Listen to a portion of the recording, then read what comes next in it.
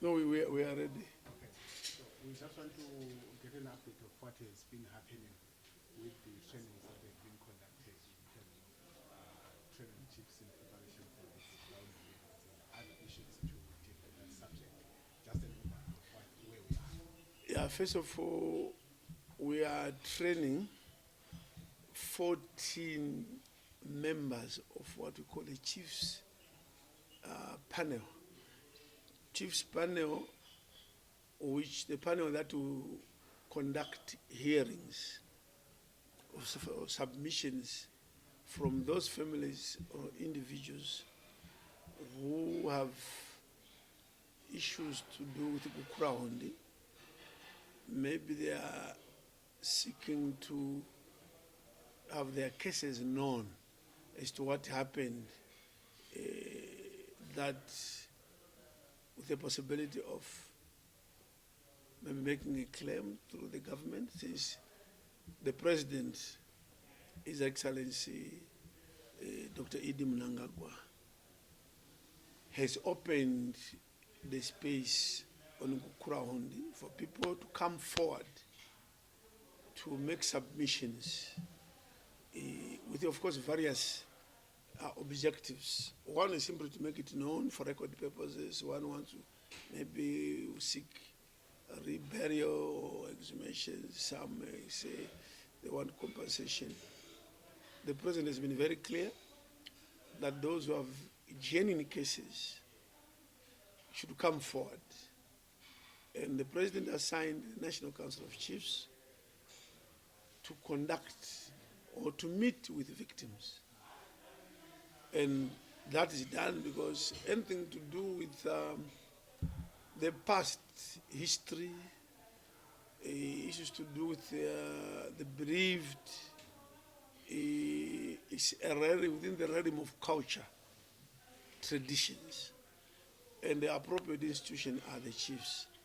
So since the President assigned the Council of Chiefs and the traditional leaders in general, we went to agree with the chiefs first, North, South, on the methodology. How do you do it?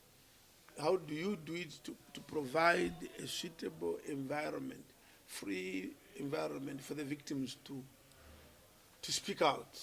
And the best way is for the chief to sit with a panel of 14. That panel of 14 was agreed to by the chiefs themselves in a workshop, both North, South. It comes to 14 because when the chief is the chair, you need elders on that panel, real elders who know the traditions and the cultures.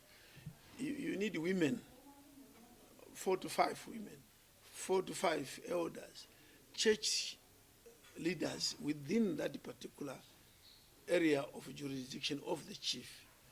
So you have church leaders, there will be 2, 3, the number is already over 10. It is a youth representative. You need your 2 rapporteurs. You need your counselors, counseling, those who do counseling. Because during the hearings, someone or some families may develop some very deep emotions. And in the end, they may need counseling. So you'll have 1 or 2 counselors on the panel. That brings the 14. So the 14 are being trained. We've trained the 14 panel for each chief. We are now at a number of 1,008, which brings to the total number of the panelists for the 72 chiefs between Matibele North and South. So I would say today is the last day in terms of training for all the panels of this. So 72 panels, or 72 panels of 14, 72 chiefs. When you close today, we'll then move to the next step, which is outreach. The chiefs now meeting with families or the victims. But after this week, after training this week, we will take a break in order to allow for some arrangements that we need to make We need some instructor equipment, like recording equipment. We need some laptops for rapporteurs. These are being procured by the government. We see mid-September, end September, ready for the outreach. And then we hear from the people. And then we get the outcome. But I want to say we've trained 1,008. All the chiefs in the province, 73, and all the 14 districts, 7 from Mat North, 7 Mat South, have been covered. Yes, thank you. How about Midlands? The issue of Midlands keeps coming. How about Midlands? As you know, the Midlands is not the whole province. There are some districts and some chieftainships or areas. I think the strategy has been, let's not swallow too big a slice at the same time. Let's finish with Mat North, Mat South.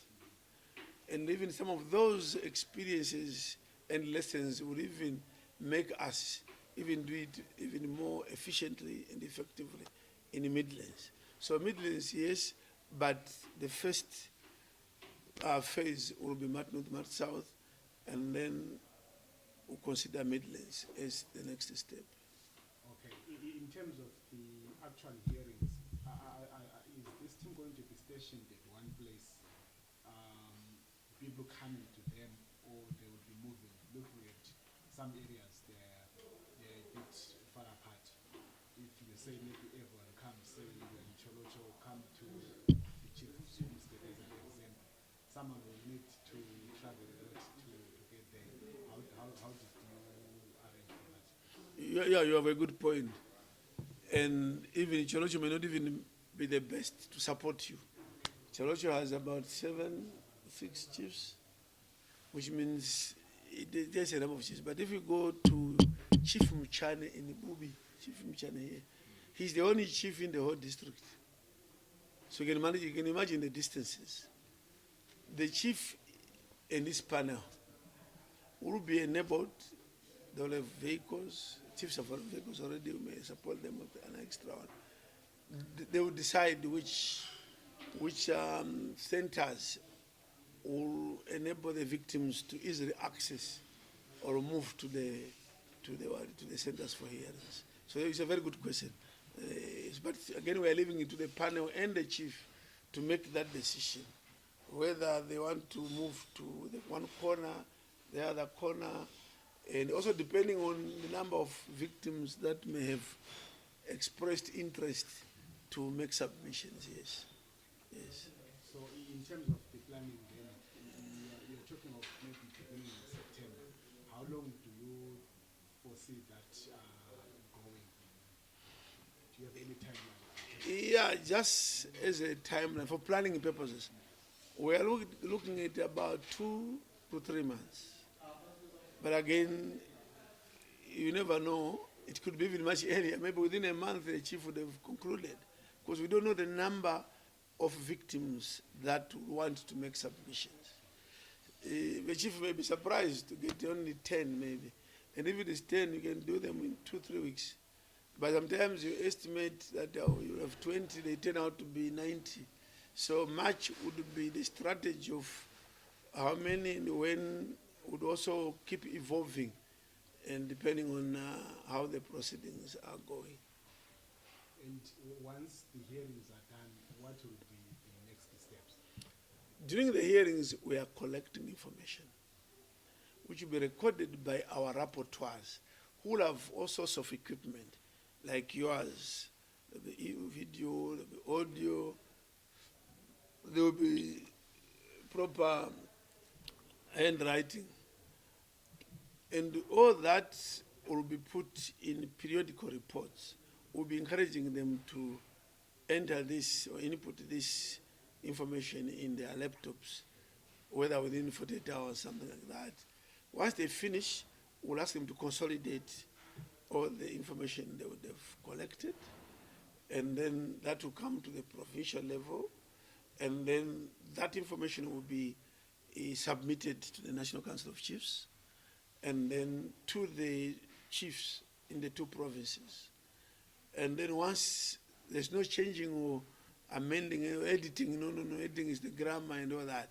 But as was presented, it would also be prudent to say what have been the issues without changing the content or text of the original reports. You have to say, in view of what is contained, what then are the key issues? It will be proper that before we submit the final report to the president, we'll be able to pick issues from all these reports. What are the issues? And if there will be need for any recommendations, we may say we see that maybe the prevalent issue is to do with, and then the second is this, probably 10, 8, or 12 issues, the prevalent ones, and then we as National Council of Chiefs will make some recommendations that based on these findings and these issues, these are the recommendations, and this will be submitted to His Excellency the President, with a view of the President probably coming up with one or two other ways of saying how do we assist those people that may need assistance. Yes. Maybe two more questions. Firstly, are you going to allow, say, maybe it could be the civil society organizations or churches, whoever who may want to observe what's happening? Is that forum going to be open for any such observations? Currently, we do not envisage people to go and observe. It's not an election. It's not an election. There are no contestants. There are no contestants there, so that the public eye can help to see if it's run fairly. I think you will agree with me that some of the issues that may be submitted may be only for the family's consumption and the chief's panel's consumption only. And even the victims themselves may not be comfortable sometimes to express themselves freely if they are strangers. Yes, I think strangers will not be welcome unless you belong to that community of that particular chief. Outsiders may not be welcome, to maintain confidentiality of the issues that would have been presented, and also to avoid other people with ulterior motives who may want to simply disrupt the order of things. Yes. Thank you. And then I don't know, there have been criticisms or schools of thought that say the taking this issue to the chiefs might not see justice being done. The justice might be interpreted in many ways. Maybe there are some who say maybe someone who was responsible should be taken to task over that. I don't know, as chiefs, since this is done traditionally and culturally, how does the issue of justice to those maybe who have those sentiments, how is that going to be addressed in this? I know it could be in the recommendations, I don't know, but just to address those sentiments of people who are saying this is maybe just to make sure that no one is brought to book over this, something along those lines. Indeed, what you are expressing is an academic perspective, not a practical perspective. Who are chiefs or traditional leaders? These are people or leaders owned, created by the communities themselves. The communities, every community, if we go to Chief Kumalo, they have more confidence in justice passed by Chief Kumalo than justice passed even by a High Court judge. We have experience of our people who are resident in the particular chief's jurisdiction. When they go to his court, a local court, and he says, unfortunately, this type of case, I have no jurisdiction. People say, you want me to go where? To go to Bulawayo or to go to Kenya? No. If like that, I'm going back home. Chief, if you cannot handle my case, then I'll just go stay home. I'll not report anywhere else. People have confidence in their chiefs. But like I say, from an academic point of view, in a lecture room somewhere, in a workshop somewhere, people would want to evaluate using some foreign standards, which are not in sync with the particular community's own values and traditions. So based on some external yardstick, yes, one can argue that there were justice, but the best justice actually comes from the leadership of the bosses based on the values. They speak, his justice or whatever conclusion or recommendation is based on the values of that particular community. And I think people should know that this institution is a creation of God himself for the purpose of among others, to ensure that there is justice in the communities. So please have all the confidence that a chief and his people is the best platform for delivery of justice, because it speaks to the people themselves. So in this case, the people of Hwange, who are Nambia, they will hear these cases and say, in the Nambia culture, what do you do? Those in Cholocho, they will say, believe in the Nguni culture. How do we do it? And those in Gwanda and Chief Mat will say, in our Sutu culture. And those under Masendu, Kalanga, they will say, in Kalanga culture, what better justice are we looking for than that type of justice? Yes. So what will be your way to the members of the public? I know there are some people who were affected, who have moved even to towns, left their homes for good when this happened.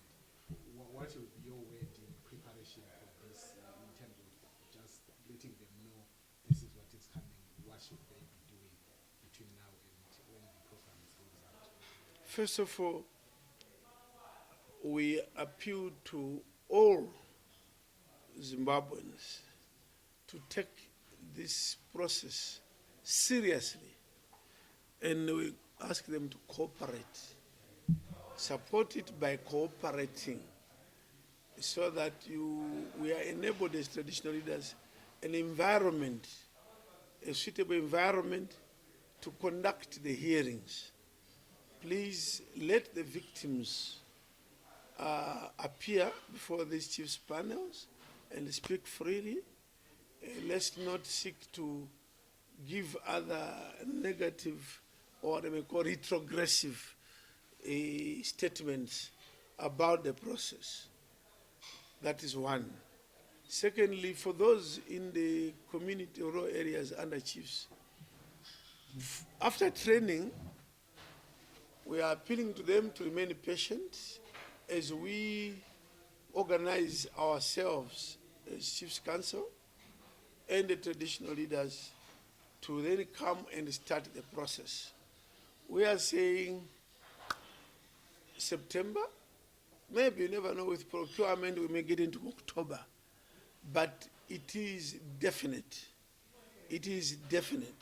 that we are coming. As to the actual timing of dates, the chiefs will inform their communities when the process is about to start, and nobody will be left behind. Thank you. Anything from yes, yeah. Put it in the valley so that people can